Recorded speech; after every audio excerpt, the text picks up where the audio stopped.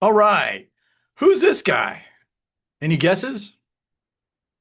This is Dwight Eisenhower, 34th President of the United States and Supreme Commander of the Allied Expeditionary Forces in Europe during World War II. He's also the inventor of a tool called the Eisenhower Prioritization Matrix. The matrix is an interesting model, and it's what I want to talk about for the next couple of minutes or so. So here it is. Have you seen this before? This is the Eisenhower matrix. It divides tasks into four quadrants based on urgency on the horizontal axis and importance on the vertical axis. The idea here is that any task that you encounter fits into one of the four quadrants, and the position of the task drives which of the four Ds you should choose to respond to it. The four Ds, incidentally, are do, delete, decide, which means figuring out where to put it on the calendar, and delegate. The top right corner is where urgent and important tasks live. These tasks need immediate attention and also contribute significantly to organizational outcomes, often called goals. In the classic model, tasks that follow here should be done immediately. You don't put them on the calendar. These equate to interrupt-driven tasking, and in this model, they are done right away. The top left corner is for tasks that are not urgent but still important. Tasks here are important for long-term success, achieving bigger outcomes, but they do not require immediate action. In the classic model, these are the things that you put on the calendar to do later. You get them done, but to be honest, they're stack ranked against all other priorities that may compete for your attention. In the bottom left corner live the tasks that are not urgent and not important. These are tasks that you simply shouldn't do. Finally, in the bottom right corner are the urgent but not important quadrant. These are tasks that are often referred to as brush fires. They must be dealt with immediately, but they seldom contribute strategically to defined organizational outcomes. In the Eisenhower model, this is where we find intentional delegation.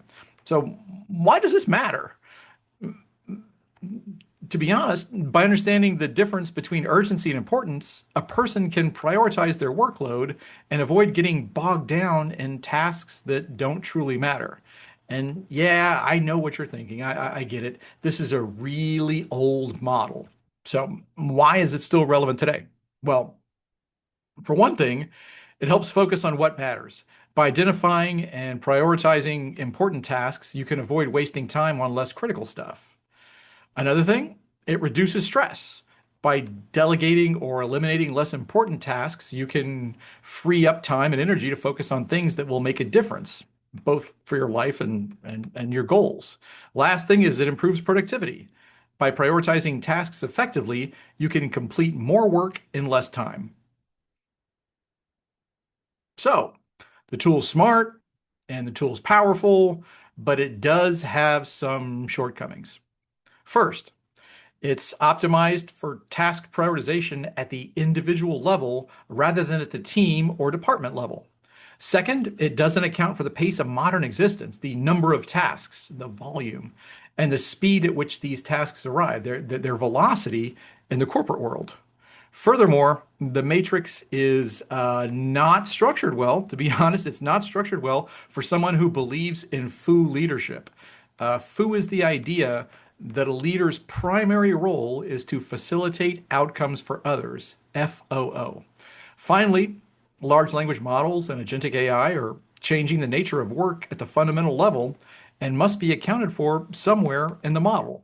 So, how can we adapt this model to a FOO leadership style as well as the pace of modern business? How about this? This is a slightly different approach to prioritization. This is my proposal for a delegation matrix. With a delegation matrix, the same quadrants model is adapted to larger, more complex tasks for teams and business units. This matrix is aligned to the FOO model of leadership, as I said before, facilitating outcomes for others, FOO. And as such, the emphasis is placed on individual development. So let's quickly revisit the four quadrants. Nothing changes in that bottom left corner. These tasks are still distractions, neither urgent nor important, and that neither you nor your team should be doing. The bottom right corner, the urgent but not important quadrant, is now used to delegate tasks to individuals that may have high potential. This quadrant represents a lower risk method of giving some authority while allowing the leader to observe individual actions and identify the high potential individuals on the team. An example might be collecting and preparing slide briefs for a recurring weekly team meeting. It's time bound, but it's not incredibly high stakes, so it's a good candidate for this quadrant. Tasks in the top left corner are also delegated. Remember that tasks in this quadrant are important for long-term success, but they do not require immediate action. So they represent lower risk development experiences for identified high potential employees. An example might be delivery of quarterly onboarding training for new hires coming to the department. Tasks in the top right quadrant, the urgent and important corner, are also delegated whenever possible. These tasks, because of their critical nature, go to the proven high performers on the team. The ability to delegate in this quadrant equates to organizational scalability. An example might be negotiating terms on a supplier or subcontractor agreement. This adaptation of the model shifts the focus from individual prioritization to organizational prioritization. It's something you can use today to build future leaders. And that, my friends, is how Dwight Eisenhower is helping us become better leaders in the 21st century. Drop a comment below if you'd like to see more videos.